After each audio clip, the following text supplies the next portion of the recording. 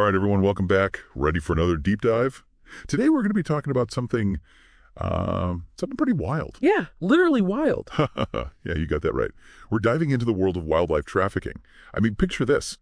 You're a customs official in Istanbul. You open up a suitcase expecting, I don't know, some clothes, maybe some baklava. Right, some Turkish delight. Exactly.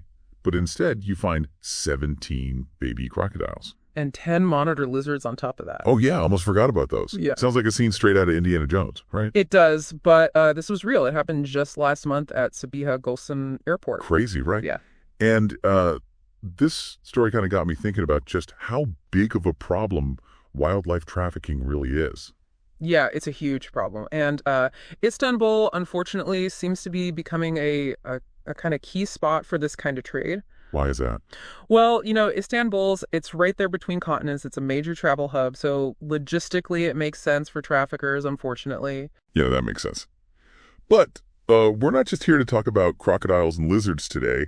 We're going even deeper. Oh, yeah, much deeper. Buckle up, folks. We're about to meet Zeytin. Now, Zeytin is a 5-month-old gorilla.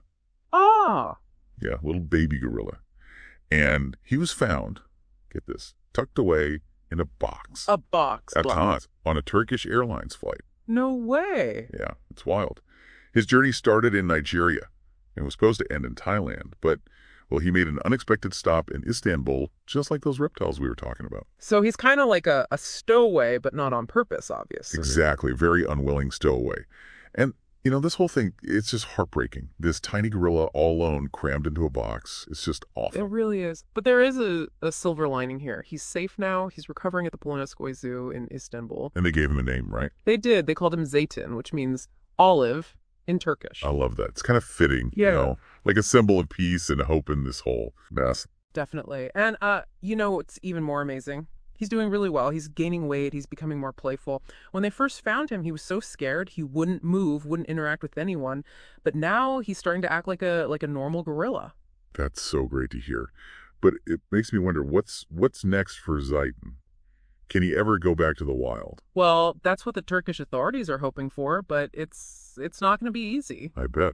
What are some of the challenges they're facing? Well, first of all, they need to find a safe place for him, somewhere in Africa where he can thrive. And then there's the poachers. Gorillas are, unfortunately, a big target for poachers. So they need to make sure that Zeytin won't be in danger. Yeah, that's crucial. I mean, it would be terrible if he was rescued from one bad situation, just to be put right back into another one. Exactly. And then there's the social aspect. Gorillas are very social animals. They live in family groups. And Zeytin, well, he's been on his own for a while. So they need to figure out how to introduce him to a new group, make sure he can integrate and live a normal life. Wow, there's a lot to consider. It's so much more complicated than I ever imagined. It really is. And Zeytin's story, it's not just about him. It's about a much bigger problem. It's about the global issue of wildlife trafficking. So what can we do about it? What can our listeners do? Well, the first step is awareness. We need to make sure people understand the impact of their choices. Are they buying products made from endangered species? Are they supporting companies that are involved in this illegal trade? We need to be mindful consumers. Yeah, and spread the word, right? Talk to our friends and family about this. Share information online. Every little bit helps. Absolutely. We all have a role to play in protecting these animals. And, thinking about Zeytin, this little gorilla who's been through so much, it really makes it all so much more real, so much more urgent. His story, it's a call to action for all of us. We need to protect these incredible creatures, not just for them, but for the future of our planet. And who knows, maybe Zeytin's story can be the spark that ignites real change. Maybe it can inspire people to learn more, to do more, to make a difference.